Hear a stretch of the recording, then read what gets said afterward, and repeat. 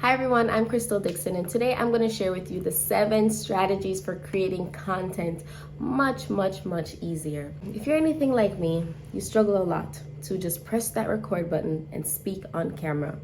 You feel uncomfortable, it doesn't feel natural, it just feels like this big weight every time you have to do it. But you understand how important that can be for you and for your business. This is the age of content and social media, and being able to get your message out there is a great way to leverage and reach more people.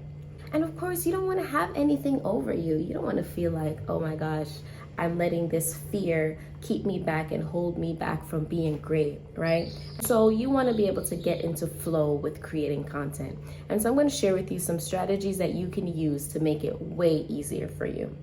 The first strategy is to actually commit to creating content. I know it seems simple, but a lot of people have it as something that they want to do, they wish they could do, that they might do tomorrow, but they don't actually create a definiteness within themselves that they are going to get it done. One of the ways that you show your commitment is to put it on your calendar. You're gonna set an exact date and an exact time, and you're gonna tell yourself that no matter what comes up, I'm gonna make sure I get this done.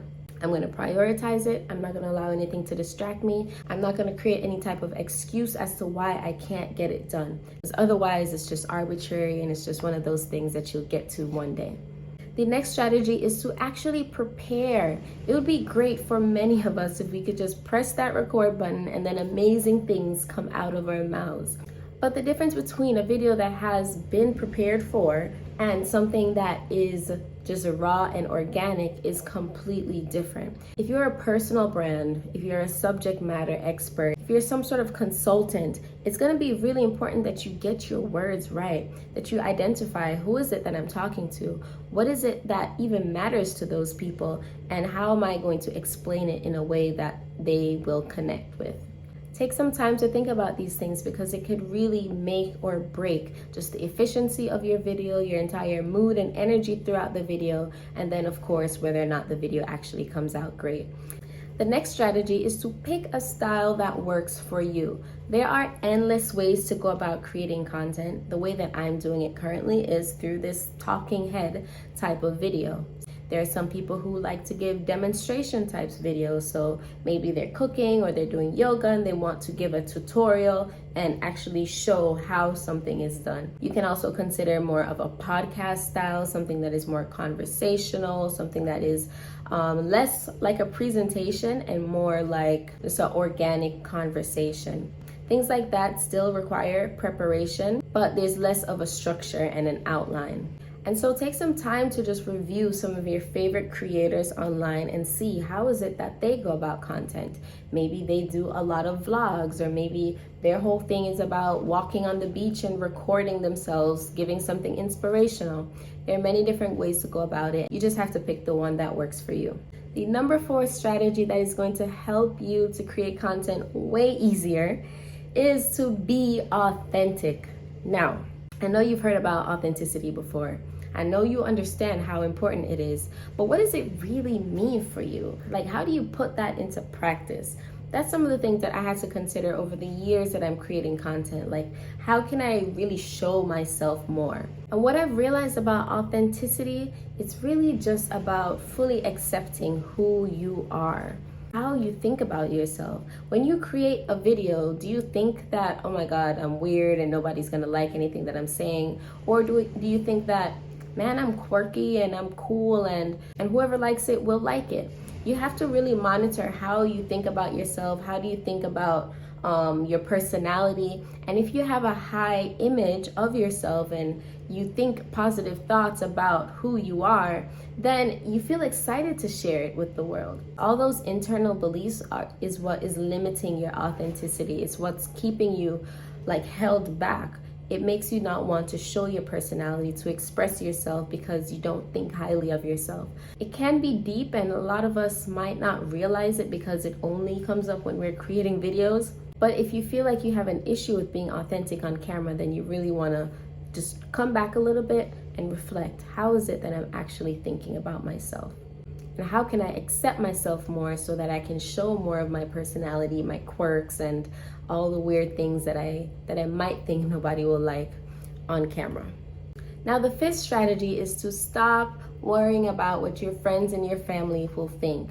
Now, this is kind of close to number 4, but it's different in the way that sometimes a lot of us aren't putting ourselves out there simply because our family members and our friends already have a particular image of us, right? And we don't want to conflict with that version of how they think about us. We feel weird to present this new version of ourselves online because they're gonna think I'm being fake, or they're gonna not recognize and think that I'm weird in some way. You have to kind of get over that, because you have to understand that the image that your friends and your family have of you, if they're not aligned with the version of yourself that you need to succeed, then it really doesn't matter, because that image, that perception that they have of you is no longer serving you. And so why would you want to continue to uphold however they think about you if it is not serving you? And so it's gonna be an awkward transition, but I promise you, the more and more you start to step into this new version, this more confident, powerful, smarter, whatever version of yourself, and show that more, then over time they start to understand that, okay, well, this is who she is now, or this is who he is now. And then their view of you might change. And for some people, it might not ever change, but it doesn't matter, because that their version of you does not serve you anymore. The sixth strategy to creating content way easier is to stop trying to be the expert in everything. But before I fully get into that, I want to first say that you don't have to have full mastery of a subject to be able to come online and create content about it. If you are just one step ahead, or you're just further along in your journey than the very beginning, there's a lot of people who have just started out and they are not yet where you want to be, and you can provide a lot of value to them. So don't think that because you don't have like mastery of it that you're not at some level of expertise, because you are. But another thing is that if you have not yet learned enough, or you're still on your journey of learning about this subject, there are other personas that you can portray online. And an expert isn't going to be the one that serves you well in that situation. You can consider being what's called the adventurer. The adventurer is someone that is exploring, that's learning, that's going on the journey, and is bringing the things that they've discovered back to their audience. There's a lot of YouTube personas that they don't try to be the expert in anything. They just connect you to the experts. They connect you to the resources. But then you can also take on the reporter persona. A reporter is someone that interviews other subject matter experts. They bring them on their podcast, for example, and then they allow them to share their stories with the audience. So if you think about someone like Oprah or any other media personality, they take on that reporter status. And the number 7 strategy to creating content way easier is to just pick one platform. This one is really simple, but a lot of people still feel like they have to be everywhere. They want to be on YouTube, on TikTok, on Instagram, and all these things. But if you don't have the time to be able to either create content natively or convert or repurpose your main content across multiple platforms, then it's going to be a lot of effort for you. It's okay to just go big on YouTube, you guys. It's okay to just go big on TikTok.